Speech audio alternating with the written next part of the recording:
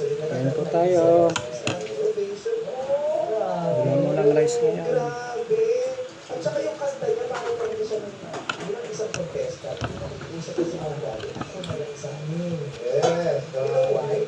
Ang dami na kasi pinagdaanan nito natin ng isang contestant sa mga singing contest and I commend your fighting spirit. Galing nga. Fried chicken na walang coating. Sa mga mahilig manood ng mga singing contest dito sa Pilipinas, sa TV, I'm sure na panood din ang sa marami beses. Ano yung mga sabihin mo dati? No.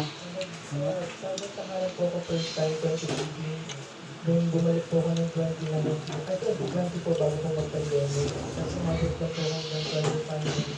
Then I tried din po sa Idol Philippines, dito ko ginamit. And I tried din po sa ibang Netflix, classmate na klasa. Ito po, chili garlic oil. Sobrang angang niya, pero sili pa rin tayo. Kaya yung pipino. Yung puso mo at yung kahit na stable, hindi siya nalalak. Kasi luma, hindi na ubos. Diba? Yung pala mag-iwan ko na. Yung spirit mo, at ngayon, diba? Wala tayong rice ngayon, mga idol. Ito muna, bagnet.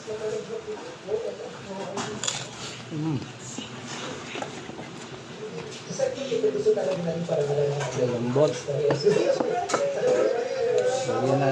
Lagyan natin ng chili garlic powder.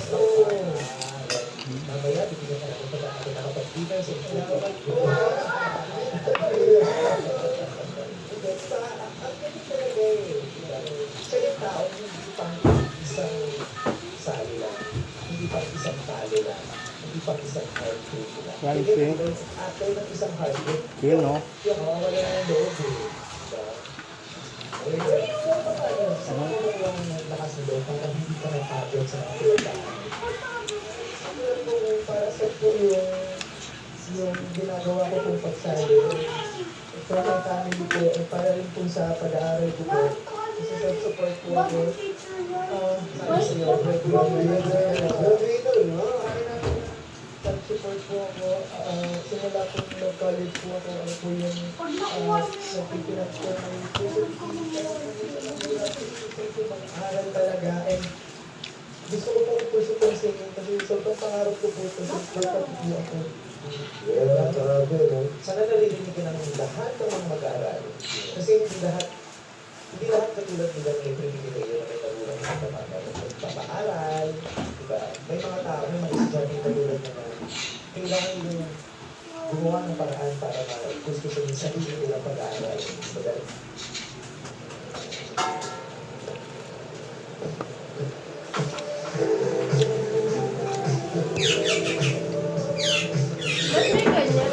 Huwag matakot sa taba, sa pats pag naka-low-carb ka. Ba't mo kasi dito? Ah? Ba't may ganun? Wait, Tommy. YouTube yan. Sana tinanggal na yung TV Plus na nakasaksa? Ewan ko kung sino naglagay niya sa YouTube. Boy!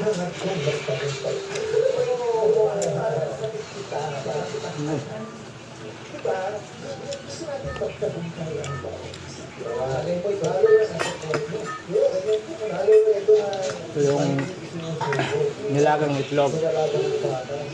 Ay!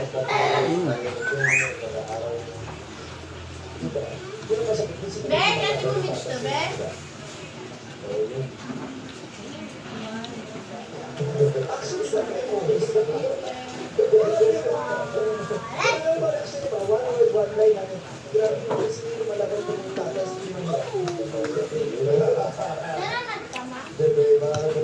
Oo!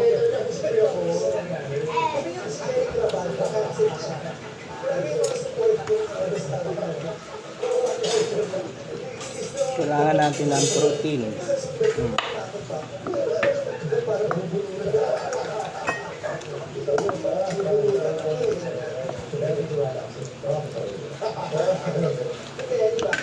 kayo eh. Naranasan niyo yan. Sira yung ba? Chicken. Naranasan niyo yung hirap na hirap na. Nagdadalawang isip na kung tutuloy ba. Pero, hindi. Nakatid naman. Sigurado sa check-out birthday. Support. Diba? Mag-isa na kasi nila.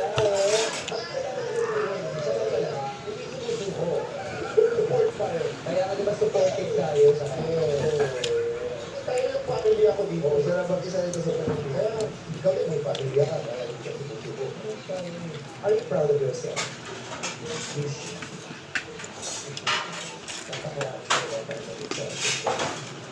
Ako na hindi na nila tayo ng parents yun. Proud na. Kasi,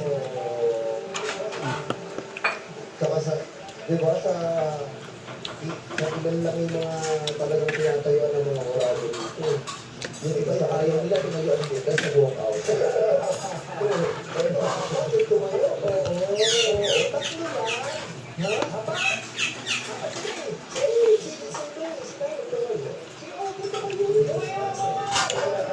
Diba sinabi ko naman kasi okay pagkatulungan ko yung kakatulog ka para sinabi.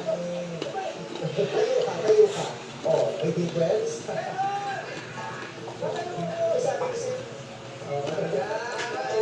Ay, sa akin na yun. Pakili ka. Pakili ka pa yun. Sabi yun, ay sa akin na yun.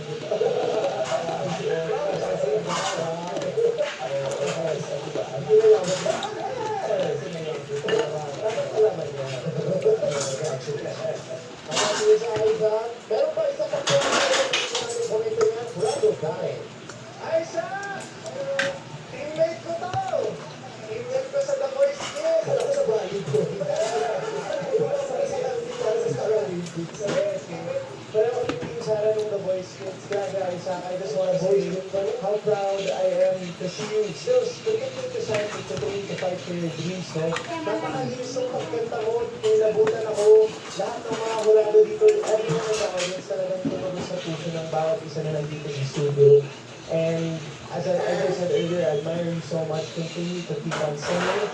And sana ay, ganun yung sinabi ni Ate Vice, tumating na ang shining moment mo. Continue to fight. And good luck and congratulations sa isa. Yun. Pero totoo yun, pinakwento ka ni Darren din sa president. Sila na kami. Kami nadadalay ko.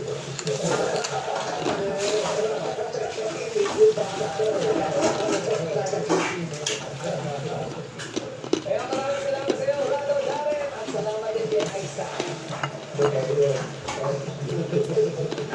Next time, yung mission team ang lahat. Sa kanila. Paano kaya yung kita? Alam ko po, yes.